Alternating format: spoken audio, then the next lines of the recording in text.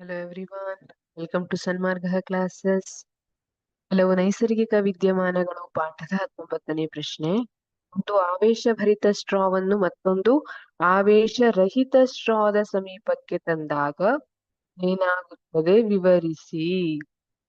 ಒಂದು ಆವೇಶಭರಿತ ಸ್ಟ್ರಾ ಇದೆ ಅಂದ್ರೆ ಅದರಲ್ಲಿ ಧನ ಇರ್ಲಿ ಅಥವಾ ಋಣ ವಿದ್ಯುತ್ ಆವೇಶ ಇದೆ ಅಲ್ವಾ. ನಿಮ್ಗೆ ಗೊತ್ತಿದೆ ಆವೇಶಭರಿತ ಅಂದ್ರೆ ಋಣ ವಿದ್ಯುದಾವೇಶ ಇರಬಹುದು ಅಥವಾ ಧನ ವಿದ್ಯುದಾವೇಶ ಇರಬಹುದು.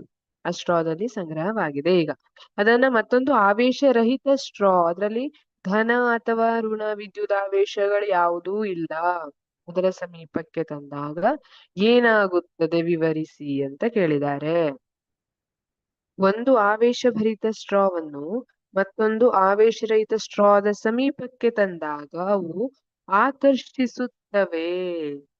ಹಾಗಿದ್ರೆ ಮಕ್ಕಳ ನಿಮಗ್ ಗೊತ್ತು, ಧನ ಆವೇಶ ಋಣ ಆವೇಶ ಇದ್ರೆ ಅವು ಒಂದನ್ನೊಂದು ಆಕರ್ಷಿಸುತ್ತವೆ. ಧನ ಧನ ಇದ್ರೆ ಋಣ ಋಣ ಇದ್ರೆ ಅವು ಒಂದನ್ನೊಂದು ವಿಕರ್ಷಿಸುತ್ತವೆ ಅಲ್ವಾ. ಧನ ಋಣ ಇದ್ದಾಗ ಆಕರ್ಷಣೆ, ಧನ ಧನ ಇದ್ದಾಗ ಋಣ ಋಣ ಇದ್ದಂತಹ ಎರಡೂ ಸಂದರ್ಭದಲ್ಲಿ ವಿಕರ್ಷಣೆ ಆಗ್ತದೆ. ಹಾಗಿದ್ರೆ ಇಲ್ಲಿ ಒಂದಕ್ಕೆ ಆವೇಶ ಇದೆ, ಇನ್ನೊಂದಕ್ಕೆ ಆವೇಶ ಇಲ್ಲ. ಹೇಗಲ್ಲಿ ಆಕರ್ಷಣೆ ಆಗ್ತಾ ಇದೆ ಅಂತ ನೋಡಿದ್ರೆ, ಆಕರ್ಷಣೆಗೊಳ್ಳುತ್ತಾ ಇದೆ. ಯಾಕೆ? ಆವೇಶರಹಿತ ಸ್ಟ್ರಾದ ಮೇಲ್ಮೈಯಲ್ಲಿ ಆವೇಶಭರಿತ ಸ್ಟ್ರಾ ವಿರುದ್ಧ ಆವೇಶವನ್ನು ಪ್ರೇರೇಪಿಸುವುದರಿಂದ ಅವುಗಳ ನಡುವೆ ಸ್ಥಾಯಿ ವಿದ್ಯುತ್ತಿನ ಆಕರ್ಷಣೆಯ ಬಲವನ್ನು ಉಂಟು ಮಾಡುತ್ತದೆ. ಇಲ್ಲಿ ಏನಾಗುತ್ತೆ, ಈಗ ಇದರಲ್ಲಿ ಧನ ಆವೇಶಗಳಿತ್ತು ಅಂತ ಇಟ್ಕೊಳ್ಳೋಣ. ಈಗ ಇದರಲ್ಲಿ ಯಾವುದೇ ಆವೇಶಗಳಿರ್ಲಿಲ್ಲ, ಮೊದಲಿಗೆ ಯಾವುದೇ ಆವೇಶಗಳಿರ್ಲಿಲ್ಲ. ಆದ್ರೆ ಇದರ ಮೇಲೆ ಯಾವ ಆವೇಶಗಳನ್ನ ಪ್ರೇರೇಪಿಸಿತ್ತು? ವಿರುದ್ಧ ಆವೇಶ, ಇದರ ಮೇಲೆ ಋಣ ಆವೇಶಗಳು ಪ್ರೇರೇಪಿತವಾದವು. ಹಾಗಾಗಿ ಅವುಗಳ ನಡುವೆ ಸ್ಥಾಯಿ ವಿದ್ಯುತ್ತಿನ ಆಕರ್ಷಣೆಯ ಬಲವನ್ನ ಉಂಟು ಮಾಡುತ್ತದೆ ಅಂತ ಹೇಳ್ತಾರೆ. ಈಗ ಏನ್ ಅನ್ಕೊಳ್ಳುವ, ನೀವು ಸ್ಕೂಲಿಗೆ ಹೋಗಿದ್ದೀರಿ, ನಿಮ್ ಫ್ರೆಂಡು ಹೊಸ ಸ್ಮಾರ್ಟ್ ವಾಚ್ ಕೊಟ್ಕೊ ಬಂದಿದ್ದಾರೆ.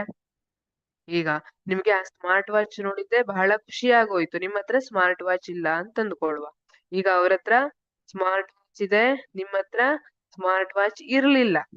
ಆದ್ರೆ ನಿಮ್ ಮೇಲೆ ಯಾವ ತರ ಪ್ರೇರೇಪಣೆಯನ್ನ ಮಾಡಿದ್ರು ನೀವು ಅವ್ರ ಕಡೆ ಆಕರ್ಷಣೆಗೊಳ್ತೀರಿ ಅಲ್ವಾ. ಹೋಗ್ತೀರಿ ಅವ್ರ ಹತ್ರ, ಹೋಗಿ ಕುತ್ಕೊಂಡು ತೋರ್ಸಿ ಏನೇನಿದೆ ಸ್ಮಾರ್ಟ್ ಫೋನ್ ಅಲ್ಲಿ, ಏನೇನಿದೆ ನೋಡು, ಅವ್ರ ಕಡೆ ಆಕರ್ಷಣೆ ಆಗ್ತೀರಿ. ಆ ಸ್ಮಾರ್ಟ್ ಫೋನ್ ಕಡೆ ನೀವು ಆಕರ್ಷಣೆಗೊಳ್ತೀರಿ. ಅದೇ ರೀತಿ ಇನಿಷಿಯಲಿ ಈ ಸ್ಟ್ರಾದತ್ತ ಯಾವುದೇ ಚಾರ್ಜ್ ಇಲ್ಲ.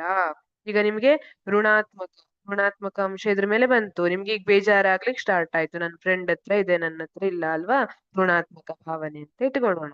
ಅದೇ ತರ ಇಲ್ಲಿ ಈ ಪಾಸಿಟಿವ್ ಚಾರ್ಜ್ ಏನಿತ್ತಲ್ಲ ಅದು ಇದ್ರ ಮೇಲಿರುವಂತಹ ಈ ಸ್ಟ್ರಾ ಆವೇಶರಹಿತ ಇತ್ತು, ಅದ್ರ ಮೇಲೆ ನೆಗೆಟಿವ್ ಚಾರ್ಜ್ ಅನ್ನ ಪ್ರೇರೇಪಿಸಿತು. ಹಾಗಾಗಿ ಇಲ್ಲಿ ಪಾಸಿಟಿವ್ ಮತ್ತೆ ನೆಗೆಟಿವ್ ಚಾರ್ಜ್ ಇದೆ, ಧನ ಮತ್ತೆ ಋಣ ಆವೇಶಗಳಿವೆ. ಅದೇ ಒಂದಕ್ಕೊಂದು ಆಕರ್ಷಣೆಗೊಳ್ಳುತ್ತವೆ, ಸ್ಥಾಯಿ ವಿದ್ಯುತ್ತಿನ ಆಕರ್ಷಣೆಯ ಬಲವನ್ನ ಉಂಟು ಮಾಡುತ್ತದೆ. Thank you.